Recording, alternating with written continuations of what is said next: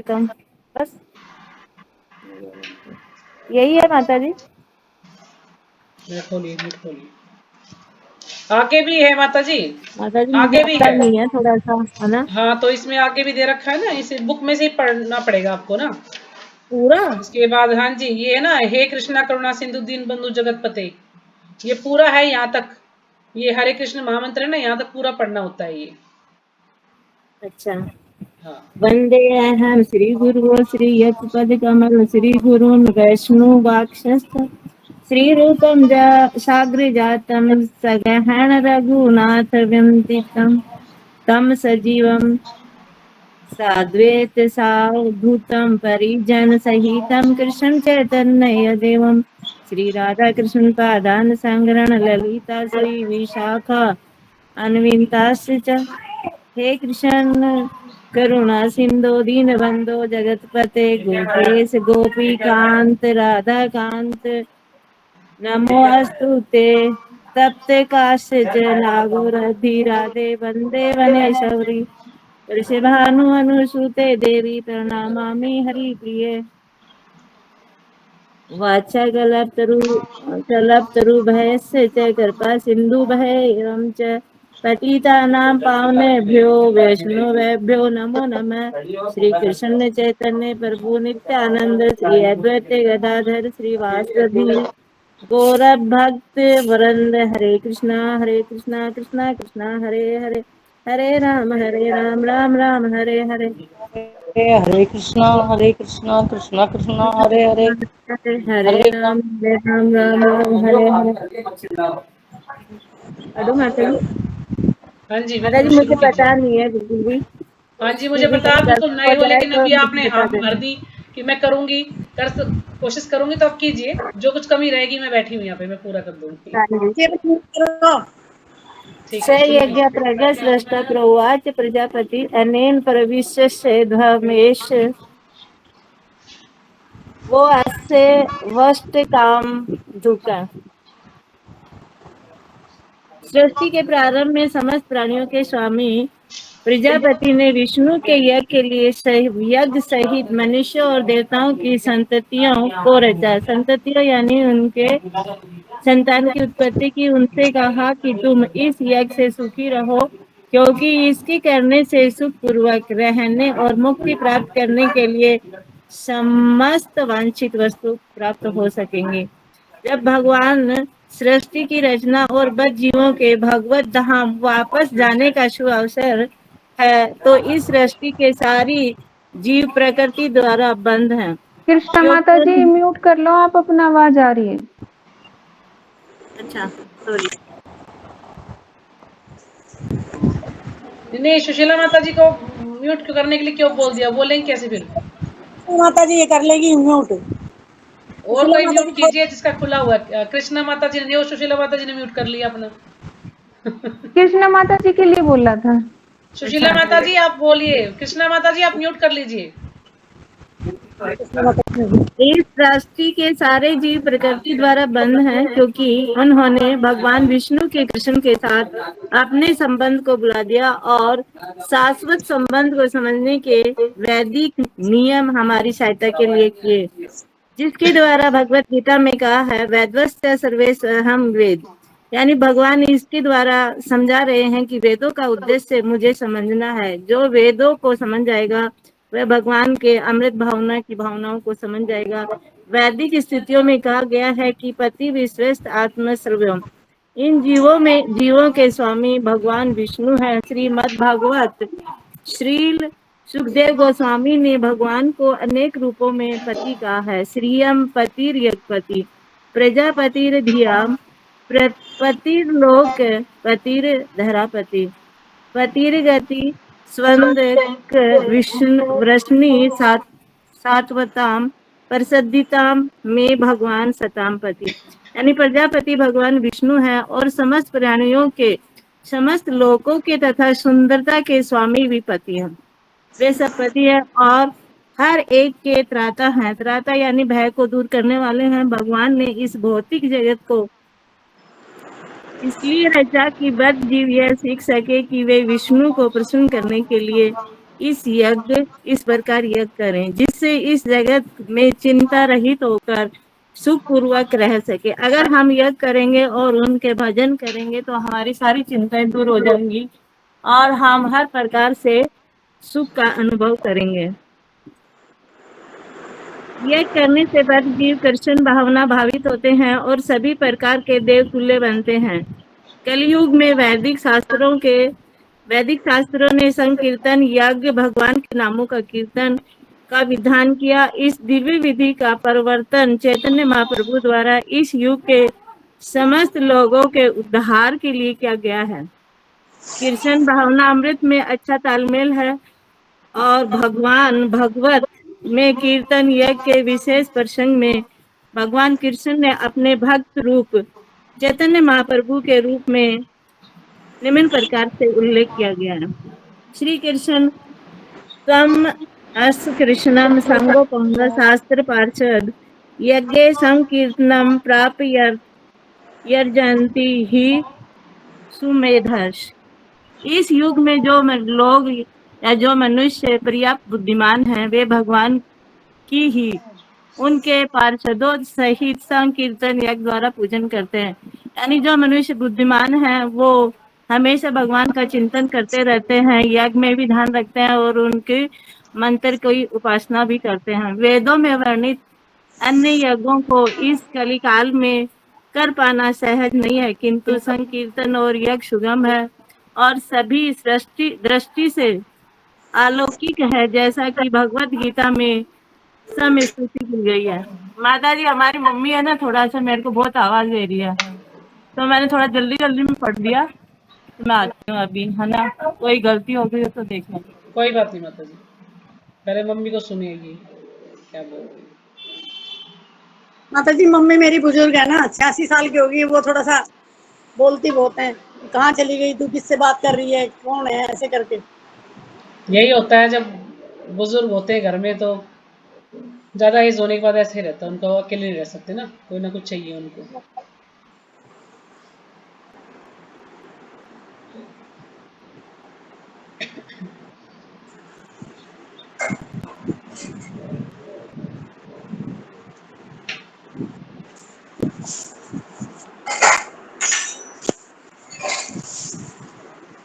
बोल दे भाई, जल्दी आ जाओ।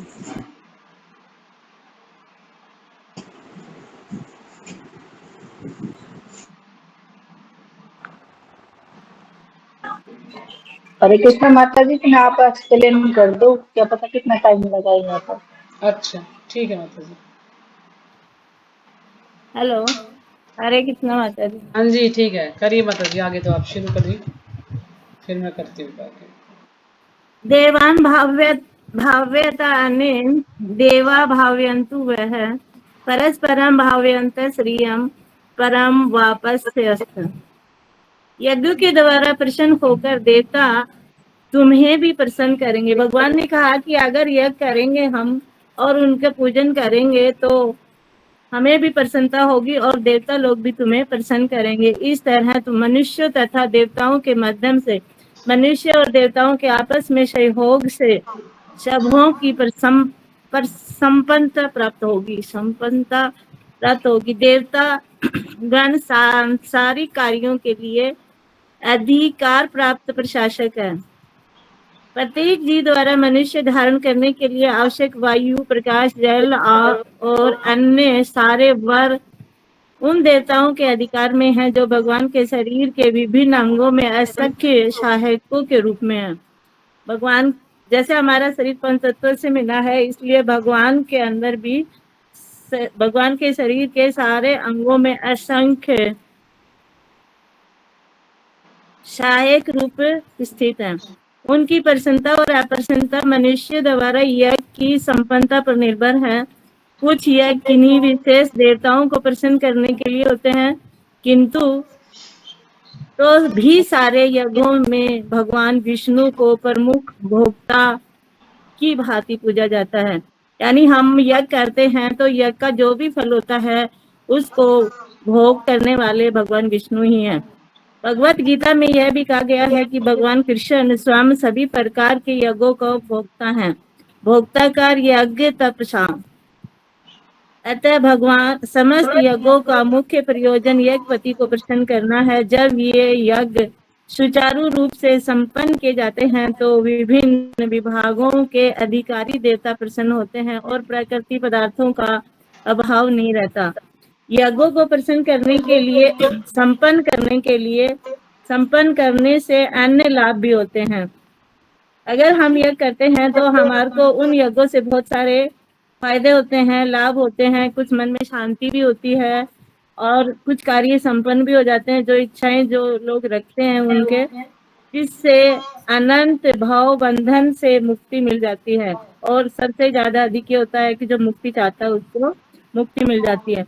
यज्ञ से सारे कर्म पवित्र हो जाते हैं, जैसा कि वेद वाचन है, आहार शुद्धो सतो शुद्धि ततो शुद्धो ध्रुवाम स्मृति लभ्य शरव ग्रंथि नाम विप्र मोक्ष। यानी आहार शुद्धि, भोजन की शुद्धि होगी, सतो शुद्धि, सतो गुणों की शुद्धि होगी, सतो शुद्धो ध्रुव स्मृति, ध्रुवों में यादगार रहेगी और स्मृति बढ़ती जाएगी। सरव ग्रंथि नाम सभी ग्रंथियां का विस्तार होगा। विप्र मोक्ष और मोक्ष की प्राप्ति होगी। यज्ञ से मनुष्य के खाद्य पदार्थ शुद्ध होते हैं और शुद्ध भोजन करने से मनुष्य जीवन शुद्ध हो जाता है। जीवन शुद्ध होने से स्मृति के सूक्ष्म तंतु शुद्ध होते हैं और स्मृति तंतुओं के शुद्ध होने पर मनुष्य मुक्ति मार्ग का चिंतन कर सकता है और ये सब मिलकर कृष्ण भावना अमृत तक पहुंचाते हैं, जो आज के समाज के लिए सर्वाधिक आवश्यक है। भगवान श्री कृष्ण इसके अंदर कर्म योग को करने के लिए कहते हैं अर्जुन को कि जो कर्म हमारा है उस कर्म को हम करेंगे और उसका आधार बिंदु भगवान को मानकर उस कार्य को करेंगे तो हम अपने हर कार्य के अंदर सक्षम होते जाएंगे और अपना ध्यान कृष्ण की तरफ लगाएंगे। माता जी अगर मेरे से कहीं गलती होगी हो नहीं, तो गलती कुछ नहीं हुई माता जी। थोड़ा सा आपने जल्दी शायद में थी क्योंकि मम्मी अभी भी अच्छे से खाना तैयार नहीं हुई। नहीं, आपने शायद इसको अच्छे से तैयार नहीं किया माता जी। लेक्चर सुना था आपने इसका? माता जी मैंने पढ़ा ही नहीं था क्योंकि मेरे को टाइम नहीं मिला। एक तो हाँ, तो हमारे वही तो इधर कह रही से हूँ ना, आपने पानी लेक्चर ज्यादा ही है। नहीं सुना है, इसके बारे में पढ़ा ही नहीं, तो इसलिए आपने इसको रीडिंग कर दिया। मैंने सिर्फ ठीक है। इसकी रीडिंग करी है क्योंकि आज थोड़ा सा मैं बिजी थी, पानी आ गया था इधर, बच्चों को भी देखना था, स्कूल के बच्चों को भी, अच्छा। तो आज मेरे को बिल्कुल टाइम नहीं मिला था। उसके लिए मैं माफी चाहती हूँ। कोई बात नहीं माता जी, कोई बात नहीं। अगली बार मैं अच्छे से पढ़ूंगी। एक बार सब म्यूट करके माता जी का धन्यवाद करेंगे। हरे कृष्णा हरे हरे कृष्णा हरे कृष्णा हरे कृष्णा हरे हरे राम हरे हरे। हरे कृष्णा माता जी नमस्कार प्रणाम। जी हरे कृष्ण प्रणाम। हरे कृष्णा माता जी। हाँ जी हरे कृष्णा प्रणाम माता जी। तो ठीक है, एक बार आप सब म्यूट कर लीजिएगा। तो कल हमने किया था, इसमें भगवान अर्जुन को कह रहे हैं कि अपना नियत कर्म करो, यानी जो भी हमारे लिए भगवान ने या शास्त्रों में जो भी कर्म नियत किए गए हैं, जो भी कर्म निश्चित किए गए हैं, उन कर्मों को करो। यदि हम उन कर्मों को करते हैं तो नए कर्म करने की अपेक्षा वो ज्यादा श्रेष्ठ है, कर्म करना ज्यादा श्रेष्ठ है। कि कर्म करना चाहिए, कोई भी व्यक्ति बिना कर्म किए रह ही नहीं सकता। फिर दूसरा हमने किया था, अगला श्लोक किया था इसमें कि श्री विष्णु के लिए यज्ञ रूप में कर्म करना चाहिए, कि हमें कर्म किसके लिए करना है, भगवान श्री कृष्ण के लिए या विष्णु के लिए हमें कर्म करना चाहिए। जो भी हम यज्ञ करते हैं भगवान की प्रसन्नता के लिए करते हैं, तो हमें यज्ञ करना चाहिए भगवान को प्रसन्न करने के लिए। तो इससे क्या होगा कि हम कर्म के द्वारा इस भौतिक जगत में बंधन उत्पन्न होता है। यदि हम और कर्म करते हैं तो भौतिक बंधन उत्पन्न होगा, लेकिन भगवान के लिए कर्म करते हैं तो भौतिक बंधन नहीं होगा। अतः एक कुंती पुत्र, तुम उनकी प्रसन्नता के लिए नियत कर्म करो, इस तरह तुम बंधन से सदा मुक्त रहोगे।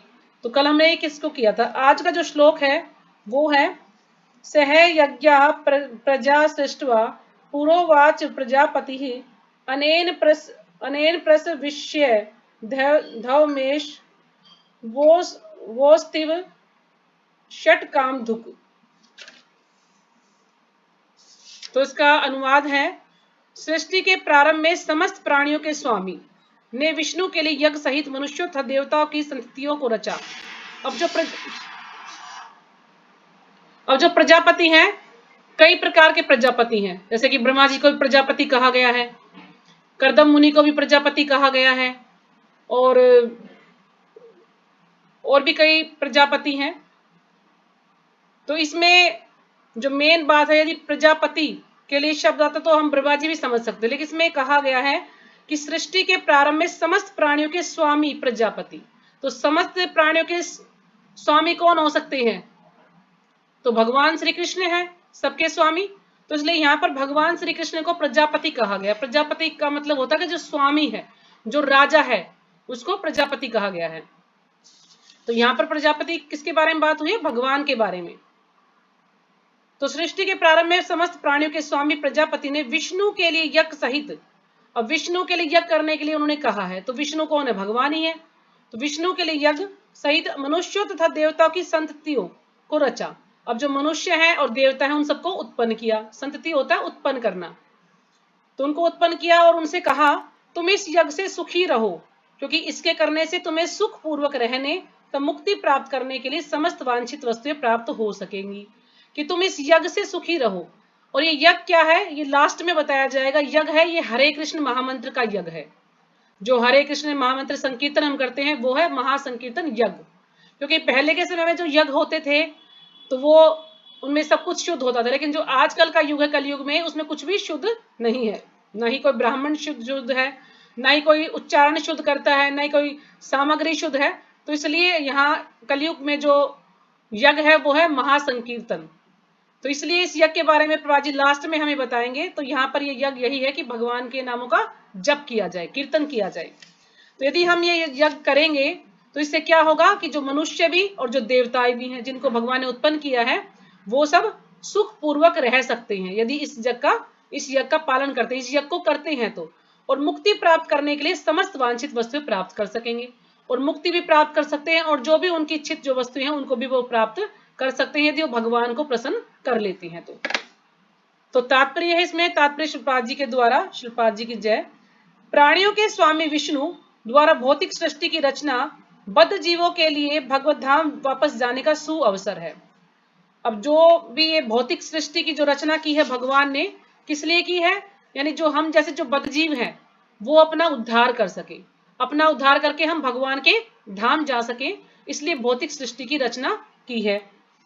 ये हमें एक अवसर मिला है कि हम भगवान की सेवा कर सकते, भगवान की भक्ति कर सकते हैं, लेकिन और किसी योनि में हम भगवान का नाम नहीं ले सकते। बिल्ली है, कुत्ता है, और कोई भी जीव है तो कोई भी भगवान का नाम नहीं ले सकता। सिर्फ मनुष्य ही ऐसा है जिसको कि भगवान ने बुद्धि दी है, ज्ञान है, वो जान सकता है कि मुझे क्या करना है क्या नहीं करना। अगर भगवान का नाम लेगा तो उसका भला हो सकता है। इस सृष्टि के सारे जीव प्रकृति द्वारा बद्ध हैं। अब इस सृष्टि के जितने भी जीव हैं वो प्रकृति के द्वारा बद्ध हैं। इसमें सभी जीव आ जाते हैं, चाहे वो चर हैं या अचर हैं, या मनुष्य हैं या पशु हैं, पक्षी हैं, तो सारे जीव हैं। क्योंकि उन्होंने श्री भगवान विष्णु या कृष्ण के साथ अपने संबंध को भुला दिया है। अब हम सब ने क्या किया कि भगवान के साथ जो हमारा संबंध था हम वो भूल चुके हैं, हमें कुछ याद ही नहीं है। तो इसलिए हम भगवान को, कुछ लोग तो ऐसे बिल्कुल नास्तिक हैं, भगवान को मानते ही नहीं, सोचते नहीं भगवान तो होता ही नहीं है। कुछ लोग तो यहाँ तक भी कहते हैं कि नहीं, भगवान का जन्म हुआ है, कृष्ण का जन्म हुआ तो वो भगवान नहीं है, शिव जी का जन्म नहीं हुआ तो शिव जी भगवान है, यानी भगवान है तो उनका जन्म नहीं होता। लेकिन भगवान कोई जन्म थोड़ा, भगवान तो ऐसे ही प्रकट हो जाते हैं। अब भगवान तो लीलाएं करने के लिए पृथ्वी पर आते हैं, ये तो भगवान का ना जन्म है ना मृत्यु है, भगवान तो हमेशा जो है शाश्वत है, सनातन है, क्योंकि आत्मा कभी ना मरता है ना कभी जन्म लेता है। तो हम जो जीव हैं, जीव भी हमेशा शाश्वत है। लेकिन इस भौतिक शरीर में, इस भौतिक संसार के कारण इस शरीर में हमें भेज दिया गया है, आत्मा ने इस शरीर को धारण किया हुआ है, तो शरीर के अनुसार जो भी हमें कर्म है उनको हमें भोगना पड़ता है। इस शाश्वत संबंध को समझने में वैदिक नियम हमारी सहायता के लिए हैं। तो जो शाश्वत संबंध है भगवान के साथ हमारा, जो कभी समाप्त नहीं होगा, तो जो वैदिक शास्त्र है उनकी सहायता से हम इनको समझ सकते हैं। जो वैदिक शास्त्रों में जो भी नियम दिए गए हैं वो हमारी सहायता के लिए, ताकि उनकी सहायता से हम इनको समझ सकें कि भगवान के साथ हमारा क्या संबंध है। जैसा कि भगवद गीता में कहा गया है, वेदेश्च सर्वमेव वेद्यो, यानी वेदों को जानने के लिए कौन है? भगवान। वेदों में भी जानने के लिए क्या है? भगवान को ही जानना है वेदों के द्वारा।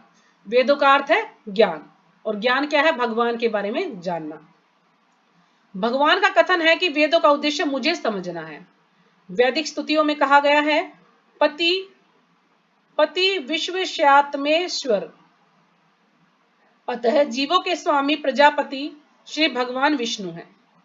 पति का अर्थ बताया कि यानी भगवान श्री कृष्ण ही जीवों के स्वामी हैं। और स्वामी कौन है? पति।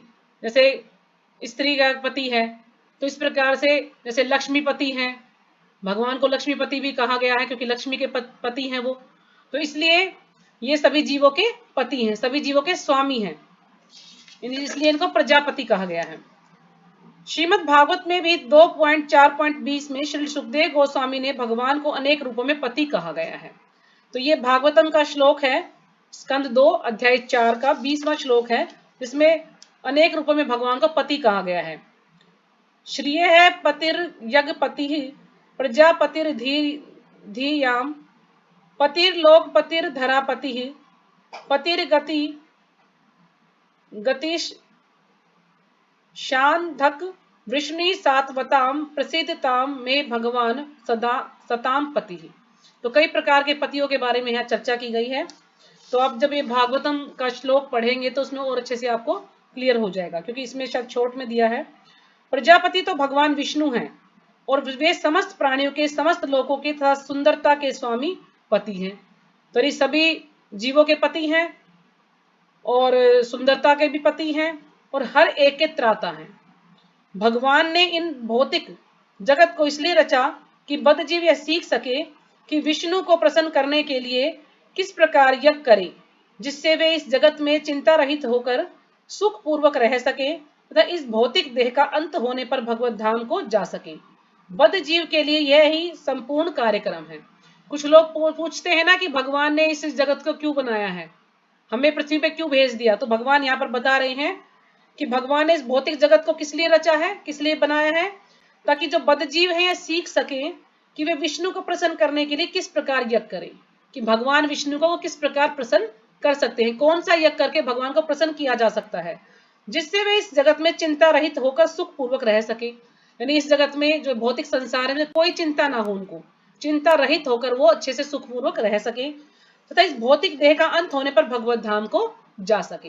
यानी वो अपना उद्धार कर सके, उन्हें ज्ञान हो सके कि किस प्रकार से वो भगवान के धाम जा सकते हैं, क्या विधि है भगवान के धाम जाने की, कौन सा कार्य करेंगे ताकि हम भगवान के धाम चले जाएं। बद्धजीव के लिए यह संपूर्ण कार्यक्रम है। तो बद्धजीव के लिए संपूर्ण कार्यक्रम यानी पूरी प्रक्रिया है, ये पूरा कार्यक्रम दिया कि किस प्रकार से हमें धीरे धीरे जो है भगवान की भक्ति करके भगवान के धाम जाना है। यज्ञ करने से बद्धजीव क्रमशः कृष्ण भावनाभावित होते हैं और सभी प्रकार से देव तुल्य बनते हैं। तो यज्ञ करने से बद्धजीव क्रमशः यानी धीरे धीरे कृष्ण भावनाभावित होते हैं और सभी प्रकार से देव तुल्य यानी देवताओं के समान बन जाते हैं, यदि भगवान की भक्ति में जुड़ जाते हैं। तो कलयुग में वैदिक शास्त्रों ने संकीर्तन यज्ञ भगवान के नामों का कीर्तन का विधान किया है। तो कलयुग में वैदिक शास्त्रों ने किस चीज का विधान बताया है? भगवान के नाम का जप करना, भगवान के नामों का कीर्तन करना। और इस दिव्य विधि का परिवर्तन चैतन्य महाप्रभु द्वारा इस युग के समस्त लोगों के उद्धार के लिए किया गया। और जो दिव्य विधि है इसका परिवर्तन यानी इसका आरंभ, इसकी शुरुआत चैतन्य महाप्रभु द्वारा इस युग के समस्त लोगों के उद्धार के लिए किया गया। संकीर्तन यज्ञ तथा कृष्ण भावनामृत में अच्छा तालमेल है। यानी संकीर्तन यज्ञ और कृष्ण भावनामृत में अच्छा तालमेल है, आपस में एक दूसरे में अच्छा संबंध है, तालमेल है, दोनों एक दूसरे के पूरक हैं। जैसे कि हम संकीर्तन यज्ञ करेंगे तो भगवान के नामों का जप करेंगे और कृष्ण भावनामृत यानी हम भक्ति में जुड़ जाते हैं, तो दोनों का अच्छा तालमेल है, अच्छा संबंध है।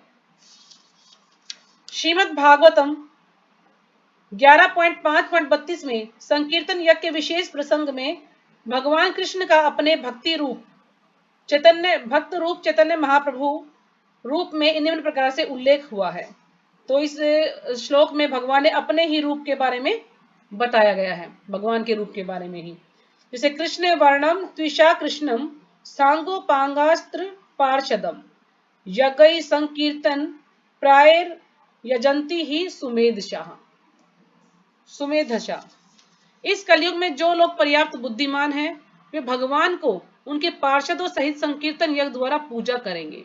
यानी जो लोग भी बुद्धिमान हैं, जिन्हें भी ज्ञान है, वो क्या करेंगे, भगवान की उनके पार्षदों सहित संकीर्तन यज्ञ द्वारा पूजा करेंगे। क्योंकि जो भगवान के पार्षद हैं वो कौन होते हैं, भगवान के ही विस्तार हैं, भगवान के ही शुद्ध भक्त हैं।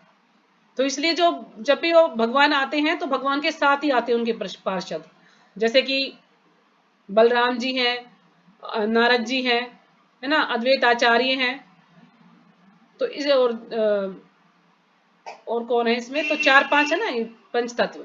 तो सभी जो हम भगवान के जो पार्षद हैं भगवान के साथ ही हमेशा भगवान के साथ ही रहते हैं। तो भगवान के साथ ही आते हैं, कोई भी लीला होती है तो भगवान के साथ आते हैं भगवान के पार्षद।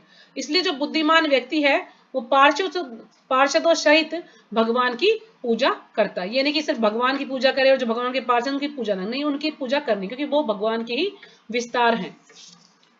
वेदों में वर्णित अन्य यज्ञों को इस कलिकाल में कर पाना सहज नहीं। अब वेदों में वर्णित जो अन्य यज्ञ बताए गए हैं इस कलिकाल में, इस कलयुग में उनको करना संभव नहीं है। जैसे कि मैंने आपको बताया कि ना तो अग्नि शुद्ध है, ना ही ब्राह्मण शुद्ध है, ना ही मंत्र शुद्ध है, क्योंकि किसी को इतना ज्ञान नहीं कि कौन से मंत्र बोले जाने चाहिए। आजकल के जो ब्राह्मण बने हैं, अपने आप को ब्राह्मण कहते हैं, उन्हें कुछ भी ज्ञान नहीं है। उनके अंदर जो गुण ब्राह्मण के बताए गए हैं शास्त्रों में, एक भी गुण उनके अंदर दिखाई नहीं देता।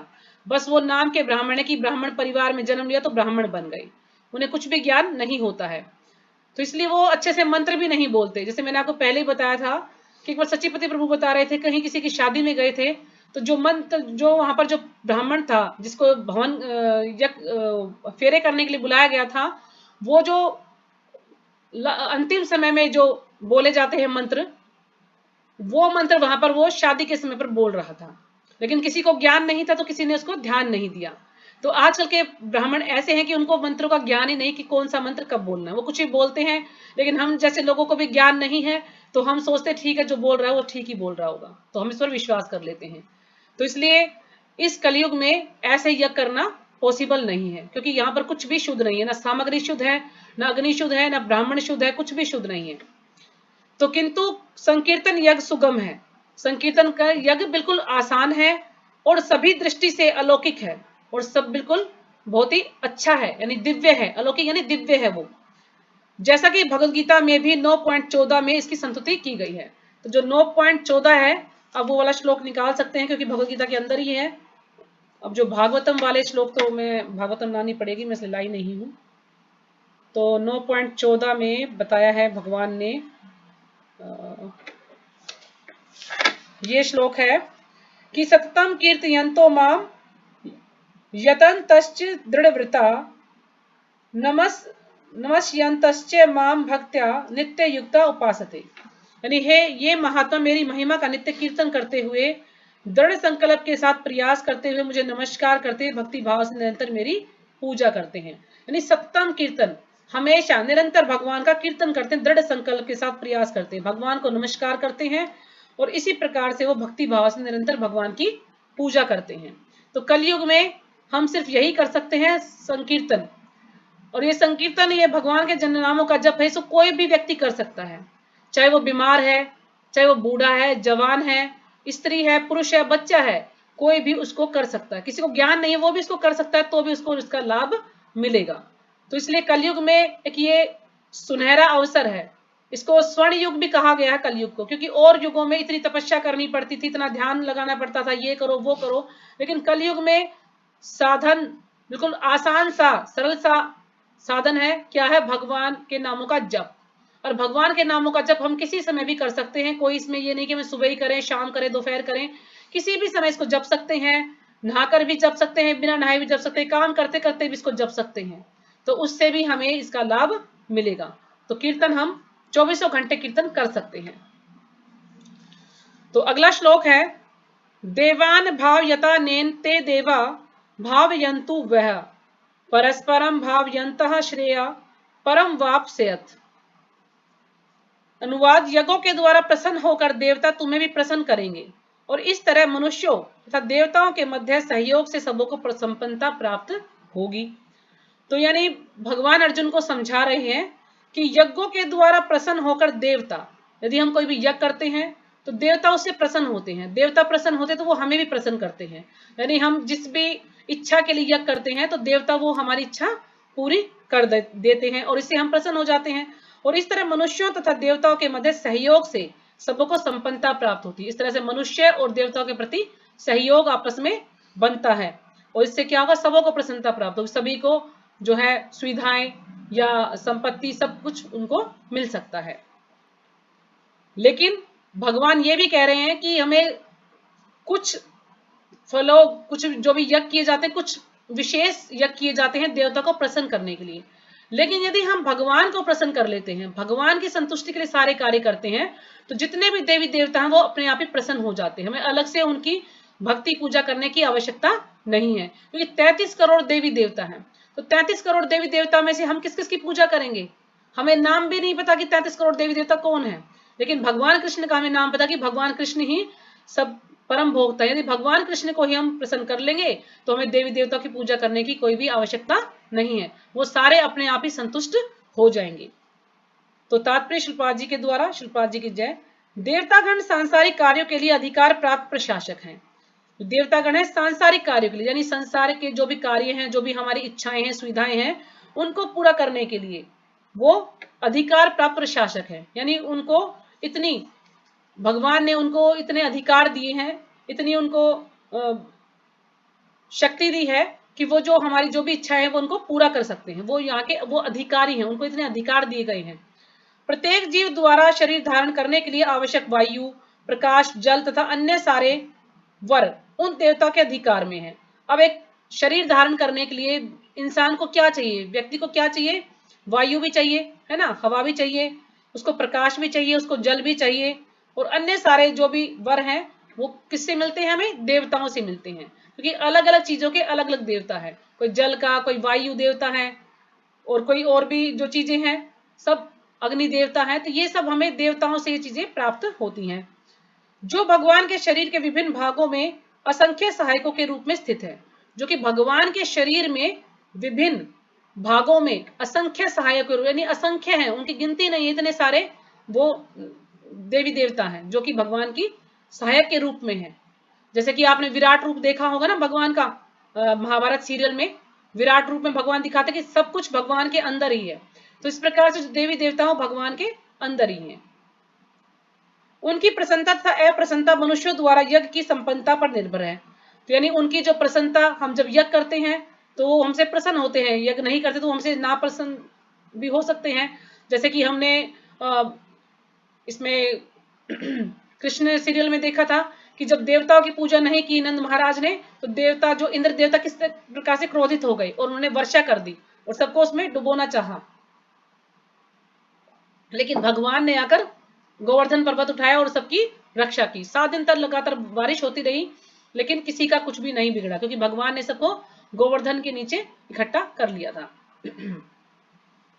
तो इसलिए देवता ऐसे हैं, इनको प्रसन्न किया जाए तो प्रसन्न भी हो जाते हैं, ना वो अप्रसन्न भी हमसे हो जाते हैं यदि हम उनकी अच्छे से पूजा नहीं करते हैं। तो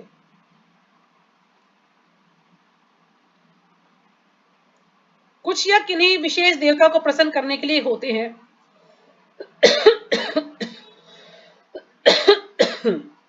किंतु तो भी सारे यज्ञों में भगवान विष्णु को प्रमुख भोक्ता की भांति पूजा जाता है।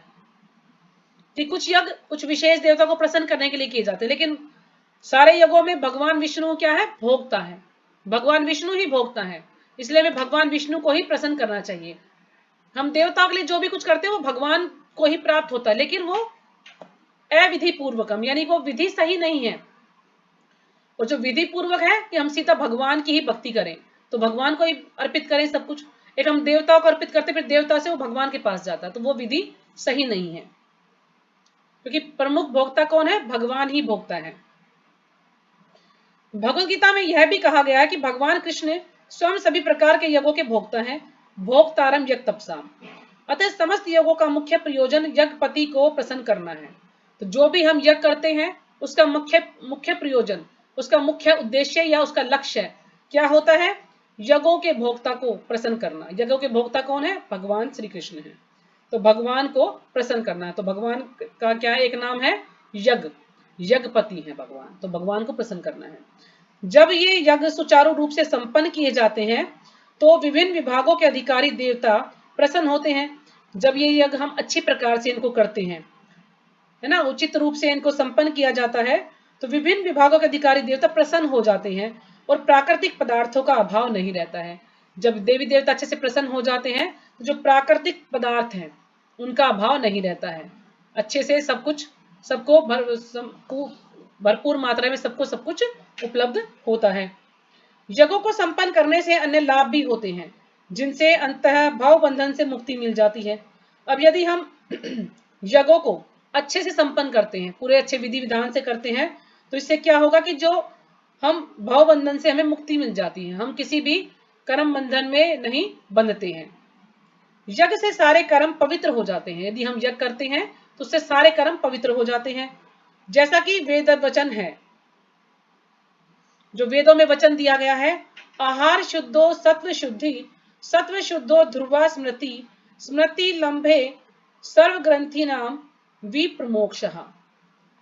यज्ञ से मनुष्य के खाद्य पदार्थ शुद्ध होते हैं। अगर हम यज्ञ करते हैं तो हमारे खाद्य पदार्थ शुद्ध होते हैं, और शुद्ध भोजन करने से मनुष्य जीवन शुद्ध हो जाता है। जब हम शुद्ध भोजन करेंगे तो हमारा जीवन भी शुद्ध होगा।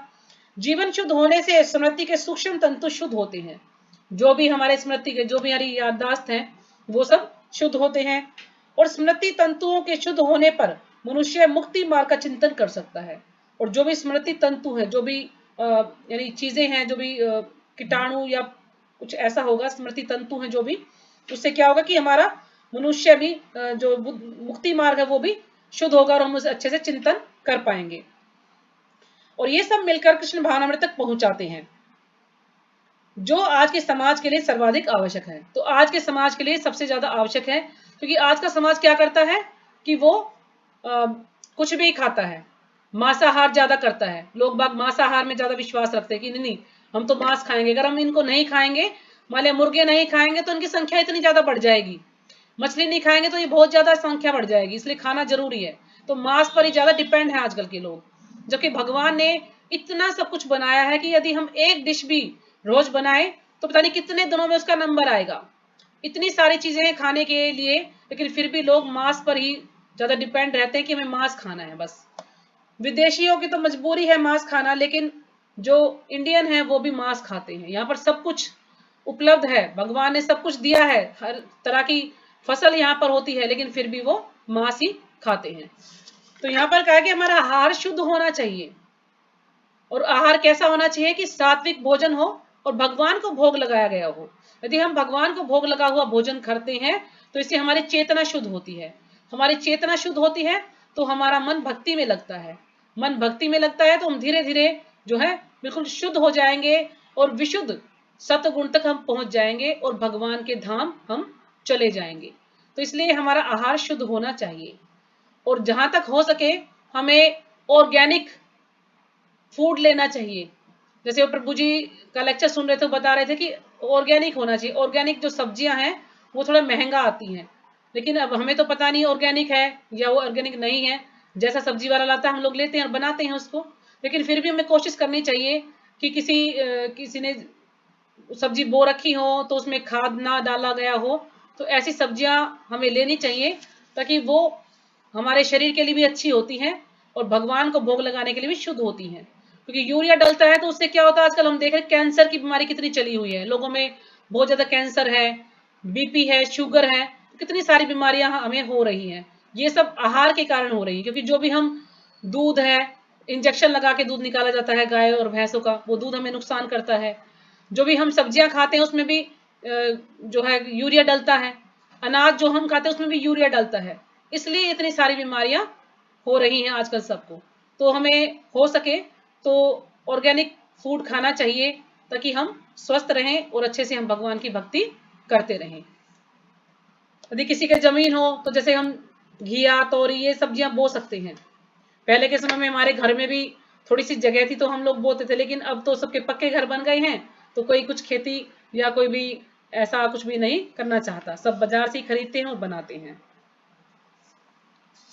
तो ठीक है, यहीं पे हम विराम करते हैं, समय हो गया है। तो यदि किसी को कुछ पूछना है, कुछ समझ नहीं आया तो पूछ सकते हैं। और कल क्लास कौन करेगा तो माता जी आपको बताएंगी, पूनम माता जी, तो वो तैयार रहे, अपनी तैयारी करिए। तो अगला श्लोक होगा 12वां और 13वां। ठीक है।